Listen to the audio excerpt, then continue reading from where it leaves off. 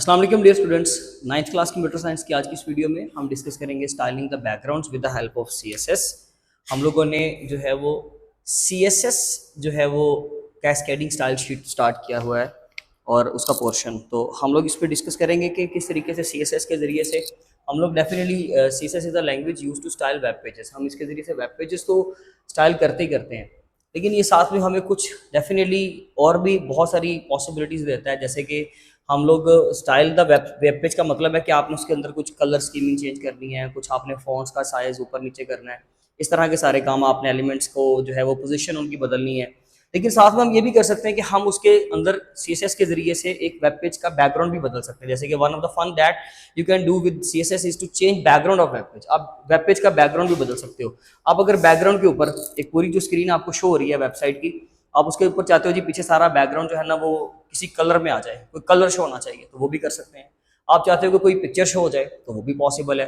और फिर उस पिक्चर के ऊपर फर्दर हम किस तरह के इफेक्ट्स देख सकते हैं, तो वो आप लोग जरा इसको समझने की कोशिश कीजिएगा। उसके लिए बैकग्राउंड कलर है सबसे पहले सिंपल, इसका लिए जो है वो सिंपल सा क्वेश्चन आएगा कि अगर हमने बैकग्राउंड कलर चेंज करना हो तो उसके लिए क्या हम लोग कमांड लिखते हैं या क्या कोड लिखते हैं सीएसएस का। तो शॉर्ट क्वेश्चंस में ये सारे पोर्शन ही आपको पूछे जा सकते हैं, या फिर वो एमसीक्यू में आपको वो इस तरह का कोड देकर पूछेगा कि इसके जरिए से क्या चेंज होगा। कुछ एट्रीब्यूट की तब्दीली कर देगा, कुछ ये प्रॉपर्टी जो है वो चेंज करके जानबूझ के कुछ कंफ्यूजिंग स्टेटमेंट बनाकर आपसे एमसीक्यू पूछ लेगा। तो यहाँ पर बैकग्राउंड कलर चेंज करने के लिए हम लोग क्या करते हैं जी, बॉडी हमारा सिलेक्टर है, यानी कि पूरी बॉडी का हमने कलर चेंज करना है। करली ब्रेस से स्टार्ट की, उसके अंदर मैंने प्रॉपर्टी लिखी बैकग्राउंड कलर, ठीक है, और उसके ऊपर मैंने कलर का दे दिया, कॉलन के बाद उसको वैल्यू भी देनी है ना। ये तो आपका जस्ट एक प्रॉपर्टी है, ये तो मैंने लगा दी प्रॉपर्टी, और उस प्रॉपर्टी की वैल्यू क्या है ये मैंने लिख दी उसकी वैल्यू। ये प्रॉपर्टी और ये उसकी वैल्यू होगी। वैल्यू क्या रखी है मैंने, ब्लू। जब हम इसको चलाएंगे तो जो भी हमारा HTML का कोड लिखा होगा, जो जो उसकी आउटपुट होगी, उस आउटपुट की बैक साइड पे जो कलर होगा सारी स्क्रीन का वो क्या होगा, ब्लू होगा। यानी कि आपका सारा बैकग्राउंड चेंज होगा। आप इसको बेशक कर लीजिएगा। और ये एक्सटर्नल सीएसएस का मैं काम करवा रहा हूँ, ये हम लोग इनलाइन नहीं कर रहे ना, मैंने इसको जो है वो इंटरनल सीएसएस के तौर पे, मैं इसको एक्सटर्नल सीएसएस के तौर पे लेकर चल रहा हूँ। यानी कि आपने सीएसएस की एक स्टाइलिंग की जो भी एक आप उसके लिए फाइल बनाते हो वो अलग से बनानी है। अगर मुझे इमेज चेंज करनी हो बैकग्राउंड पे तो फिर क्या कर सकते हैं, वो बड़ा सिंपल सा है लेकिन थोड़ा सा समझने वाला काम है। Body selector as it is, curly brace से स्टार्ट कर दी, बैकग्राउंड इमेज आपने दे दी प्रॉपर्टी।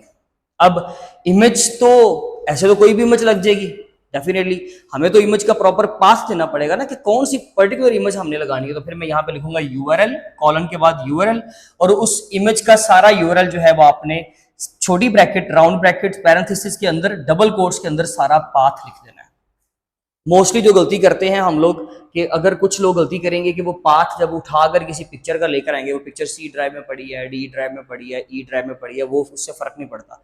आप प्रॉपर्टीज में जाए, उस पिक्चर को ऊपर जाकर राइट क्लिक करें, प्रॉपर्टीज में जाके उसकी उसकी लोकेशन उठा ले, पिक्चर की लोकेशन उठाएंगे तो वहां पर ब्रैकेट ये वाली जो है वो स्लैश नहीं होगी, बल्कि ये वाली स्लैश होगी। C ड्राइव है लेट सपोज, उसके अंदर यूजर्स का फोल्डर है लेट सपोज, ठीक है जी, उसके अंदर कोई स्टडी का फोल्डर आपने बनाया। वैसे ऐसा होता नहीं है, लोग सी में रखते नहीं डाटा, लेकिन चले मैं एग्जांपल दे रहा हूँ। तो यहाँ पर ये वाली आपको स्लैश मिलेगी, ये स्लैश काम नहीं करेगी, ये एक टेक्निकल पॉइंट है, बाकी बहुत सिंपल है।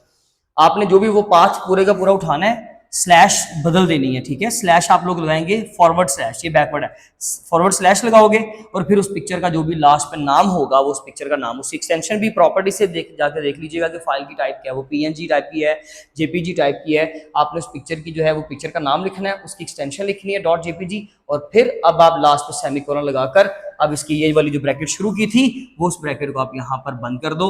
अब आप इसको चलाओ तो वो पिक्चर आपको स्क्रीन पर शो हो जाएगी। लेकिन अगर वो पिक्चर एक रीजनेबल साइज की ना हुई, अब समझने वाली बात, आगे 3 हेडिंग्स बड़ी इजी है। पिक्चर जरा बहुत बड़ी है, ठीक है जी, तो वो पिक्चर तो समझ में नहीं आएगी, उसका कुछ हिस्सा सिर्फ आपको नजर आएगा।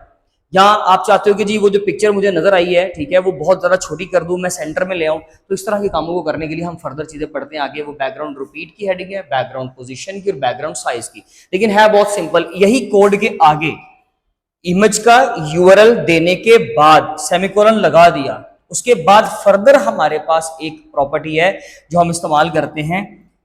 वो क्या है जी, यूआरएल के बाद देखिए मैं आपको एक चीज समझाना चाह रहा हूं। यूआरएल के बाद आपने यूआरएल दे दिया, आपने सेमीकोलन भी लगा दिया, अब फर्दर उसके आगे आप लिख रहे हो बैकग्राउंड रिपीट, यानी कि बैकग्राउंड रिपीट की आपने प्रॉपर्टी यूज की और उसको वैल्यू क्या दी है, वैल्यू भी रिपीट ही देंगे। तो उस पिक्चर को क्या कर दो, रिपीट कर दो। अब उसका क्या मतलब होगा, अगर वो पिक्चर बहुत छोटे साइज की होगी ना तो वो पिक्चर रिपीट होना शुरू हो जाएगी, 1 2 3 4 5 6, मुझे नहीं पता कितनी बार, वो डिपेंड करता है उसके साइज पे।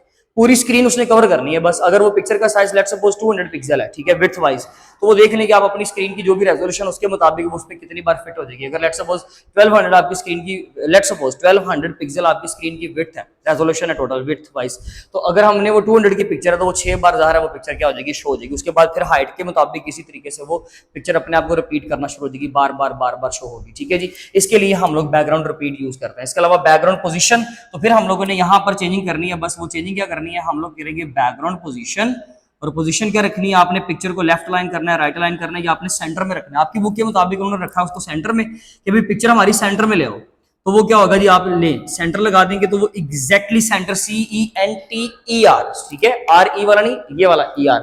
अब क्या होगा कि पिक्चर आपकी जो है ना वो, अगर तो पिक्चर बहुत बड़ी है तो पिक्चर का कोई एक पोर्शन आपको बैकग्राउंड पे शो हो रहा था जब आपने ये वाला कोड किया, लेकिन जब आप लगा दोगे ना पिक्चर सेंटर, पोजीशन सेंटर, तो वो पिक्चर का जो सेंटर वाला पोर्शन होगा ना, चाहे पिक्चर बहुत बड़ी है तो उसका सेंटर वाला पोर्शन आपको दिखाई देना शुरू हो जाएगा।